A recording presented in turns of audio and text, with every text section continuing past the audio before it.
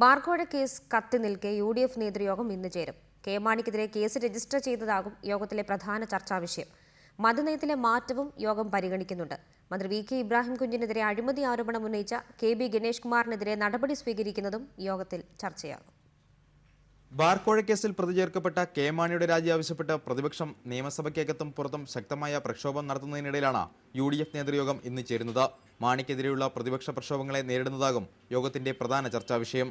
തന്നെ ബോധപൂർവം ഇല്ലാതാക്കാൻ ശ്രമിക്കുന്നുവെന്ന ആരോപണം കെ മാണി തന്നെ പരസ്യമായി ഉന്നയിച്ചു കഴിഞ്ഞു. ഈ വികാരം കെ മാണി UDF യോഗത്തിൽ ഉയർത്തുമെന്നാണ് സൂചന. എന്നാൽ കെ മാണിയെ പിന്തുണയ്ക്കുന്ന നിലപാടാകും യോഗത്തിലുണ്ടാവുക.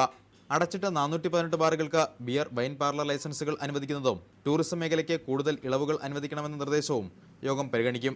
അതേസമയം ടൂറിസം മേഖലയിലൊഴികെ മാറ്റം വേണ്ടെന്ന നിലപാടിലാണ് KPCC അധ്യക്ഷൻ VM സുധീരൻ.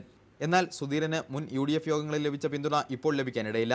KB ഗണേഷ് കുമാർ നിയമസഭയിൽ മന്ത്രി VK ഇബ്രാഹിം കുഞ്ഞിനെതിരെ ഉന്നയിച്ച ആരോപണവും യോഗത്തിൽ ചർച്ചയാകും. ഗണേഷ് കുമാറിനെ പാർലമെന്ററി പാർട്ടിയിൽ നിന്ന് മാറ്റി നിർത്തണമെന്ന ആവശ്യമാവും ഉയരുക.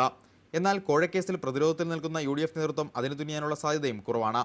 എങ്കിലും ഗണേശിനെ നിയന്ത്രിക്കാനുള്ള തീരുമാനം യോഗത്തിലുണ്ടായേക്കും. റിപ്പോർട്ടർ, തിരുവനന്തപുരം.